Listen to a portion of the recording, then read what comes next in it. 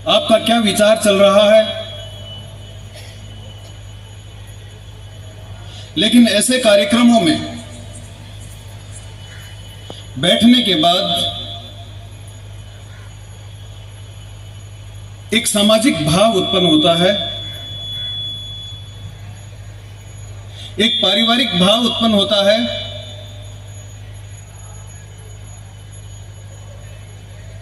और वो पारिवारिक स्नेह मिलन आज हम कर रहे हैं। बहाना कोई भी हो सकता है। वो दुर्गादास जी के को स्मरण करके किया जा सकता है, वो गोगा जी को स्मरण करके किया जा सकता है और अन्य कोई रूप हो सकता है। लेकिन इसमें मुख्य जो है वो है साथ में बैठना और साथ में बैठकर विचार करना, सोचना और चेतना बढ़ना। और यही उद्देश्य है श्री क्षत्रिय युवक संघ का। हम हमारे महापुरुषों की जयंतियां मनाते हैं, महापुरुषों को याद करते हैं। उन्हें याद करते हैं तब हमारे उस रक्त में वो उबाल आता है, हमारे सिराओं में वो रक्त दौड़ने लगता है, शिथिल पड़ा खून गर्मी देने लगता है।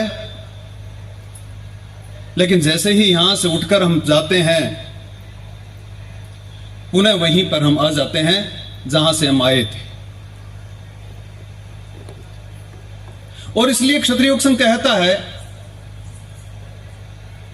कि यदि यहां आने पर हमारा वो भाव जागृत होता है, यहां आने पर वो पीड़ा जागृत होती है, यहां आने पर वो रक्त में उबाल आता है, तो फिर हमको बार बार यहां आना चाहिए, बार बार हमको यहां बैठना चाहिए, बार बार हमको वो चेतना भरनी चाहिए, बार बार वो विचार करना चाहिए। मैं फिर कहता हूं कि बहाना कोई भी हो सकता है, वो चाहे क्षत्रिय युवक संघ का बहाना हो या अन्य कोई संस्था का बहाना हो। मुख्य बात है एक साथ बैठना। और जब से हमने एक साथ बैठना बंद कर दिया, और तभी से हमारी यह स्थिति होने लगी। हमने यहां बैठना तो बंद कर दिया,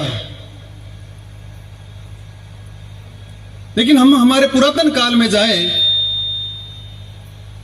हमारे पिछले काल में जाएं, 20-30 साल 50 साल पुरानी बातों में, तो हम सब जानते हैं कि हमारा परिवार की स्थिति का कैसे हुआ करती थी। क्या आज का परिवार जितना ही हमारा परिवार हुआ करता था?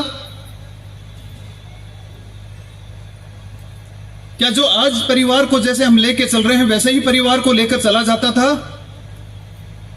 नहीं। हमारा वो परिवार बहुत बड़ा परिवार हुआ करता था, जिसमें दादो सा हुआ करते थे, काको सा हुआ करते थे, बाबो सा हुआ करते थे, बुआ सा, काकी सा, भाबू सा, और कोई भी रिश्ता आप जोड़ सकते हैं। ऐसे परिवार में बैठने का जब मौका मिलता था, ऐसे परिवार में जब पालन पोषण का मौका मिलता था, तब उस परिवार में रहने वाले उस बच्चे पे क्या असर होता होगा। हम लोग अधिकांश ऐसे परिवारों से आए हैं, ऐसे परिवारों में पले हैं, हम सबको पता है। लेकिन अब ऐसा नहीं है, और जब ऐसा नहीं है तो संस्कार हमको कहां मिलेंगे। हम दुर्गादास जी की तो बात कर लेंगे, गोगा जी की बात तो कर लेंगे, उनकी वीरता के उदाहरण भी सुन लेंगे, लेकिन वो वीरता लाएंगे कहां से? वो शौर्य लाएंगे कहां से? वो धैर्य लाएंगे कहां से? उनका जो तेज था वो तेज लाएंगे कहां से? वो तेज कोई किताबों में नहीं मिला करता, किसी सोशल मीडिया पे नहीं मिला करता, कहीं भाषणों से भी नहीं मिलता है, वो मिलता है उस परिवार से। जिस परिवार में वो मां, दादी, काकी, बड़ी मां जो उस छोटे से बच्चे को इस प्रकार का शिक्षण दिया करती थी। अभी हमने सुना जोरावर सिंह जी से कि वो मातृशक्ति का काम था। उस छोटे से पालने में उस छोटे से बच्चे को बिठाकर, लेटाकर उसको झुलाते हुए मां कहती थी, इला न देनी आपनी हालरी हिलराय, पुत सिखावे पालने मरण बड़ाई माय। वो बच्चा नहीं जानता है, उसकी आंखें अभी तक नहीं खुली है, वो कानों से नहीं सुन पा रहा है, लेकिन वो संस्कार उसमें पड़ रहे हैं। बार बार बार बार जब इस प्रकार का अभ्यास करवाया जाएगा, बार बार उसको झुलाते हुए कहा जाएगा, ये धरती नहीं जानी चाहिए, तेरा सिर चला जाए, ये धरती तेरी मां है, ये मां का मत बेच देना, तू चला जाए, तेरा सिर चला जाए। वो बच्चा नहीं जानता, लेकिन ऐसे संस्कार उसको पढ़ते थे। और जब ऐसे संस्कार पढ़ते थे, तब दुर्गादास जी पैदा होते थे, तब गोगा जी पैदा होते थे, तब महाराणा प्रताप पैदा होते थे, तब वो हाड़ी रानी पैदा होती थी, तब वो मीरा उत्पन्न होती थी। अब कहां से हो, जब वो संस्कार ही नहीं आ रहे हैं। बीज कितना ही उत्तम हो, कितनी भी बेस्ट क्वालिटी का आप ले आए, चाहे वो स्वदेशी हो, चाहे वो देसी हो, और चाहे परदेसी हो,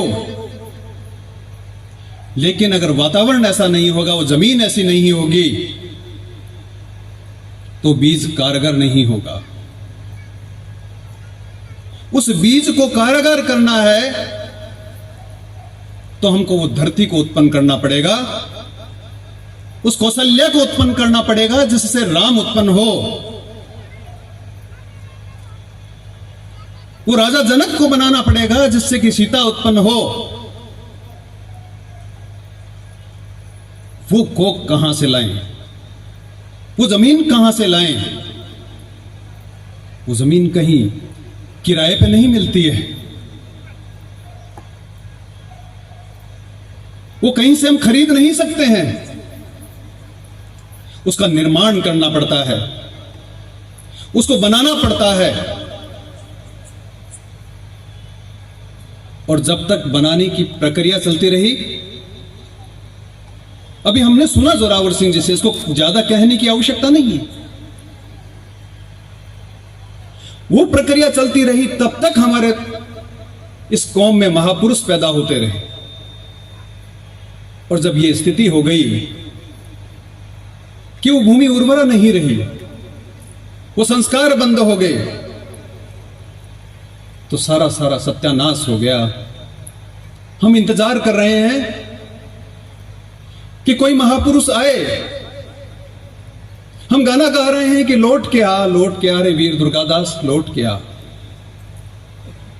गाना गाने से वीर दुर्गादास लौट के नहीं आएंगे,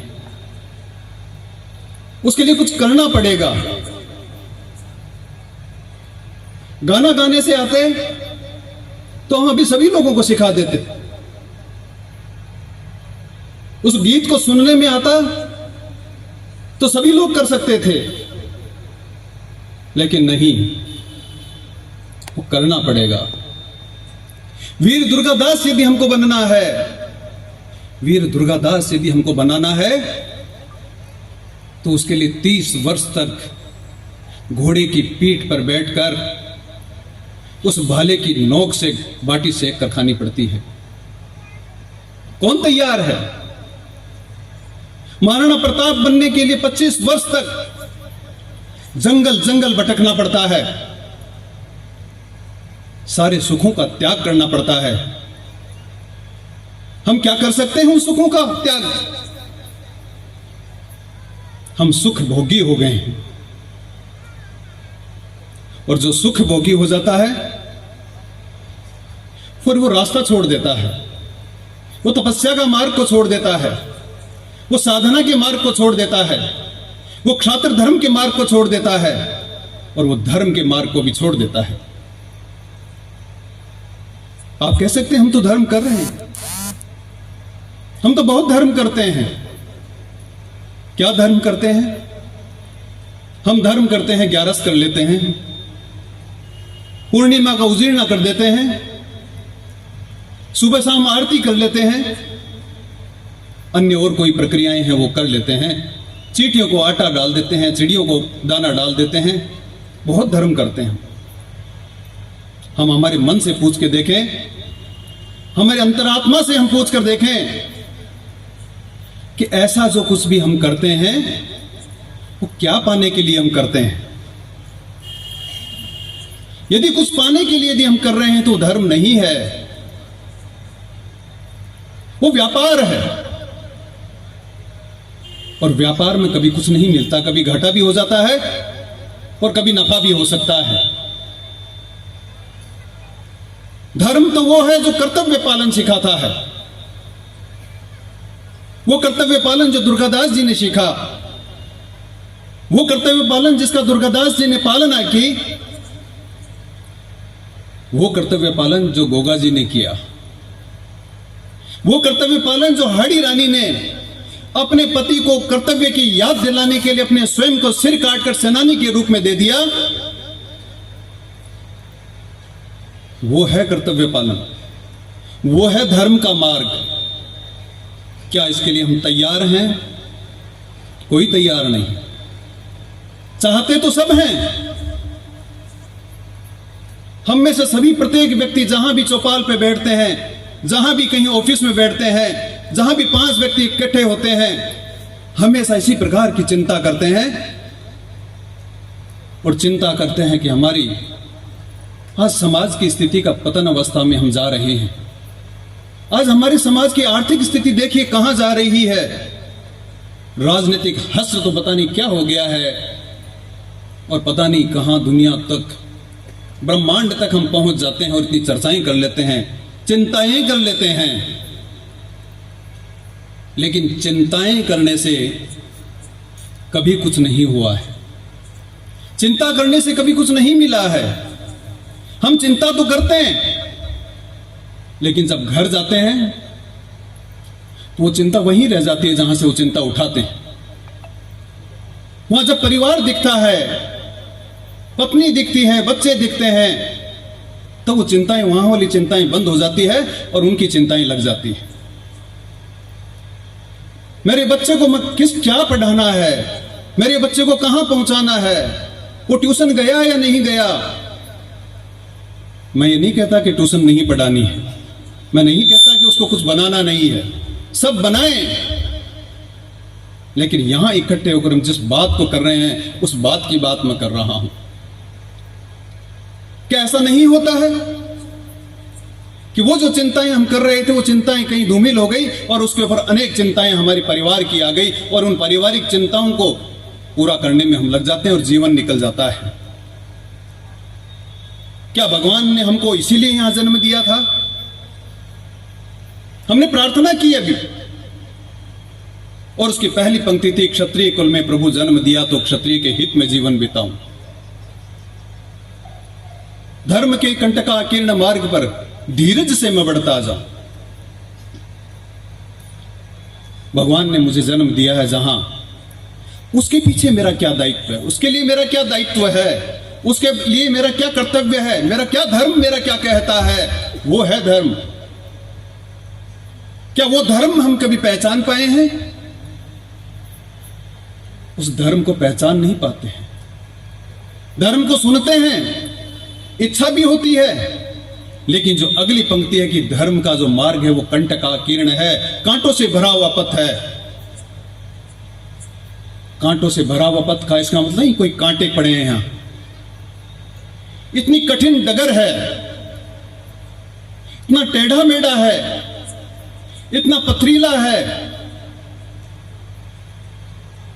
इतना कष्टपूर्ण है कि हम चल नहीं पाते हैं उसमें।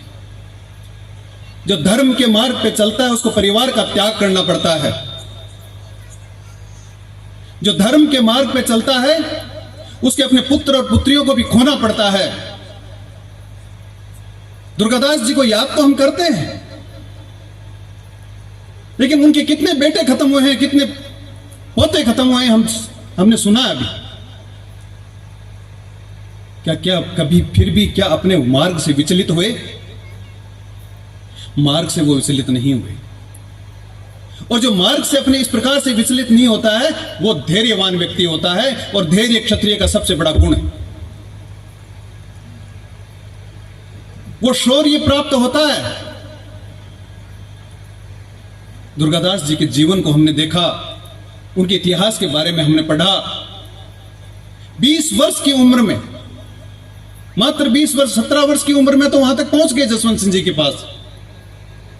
और 20 वर्ष की उम्र में पहला युद्ध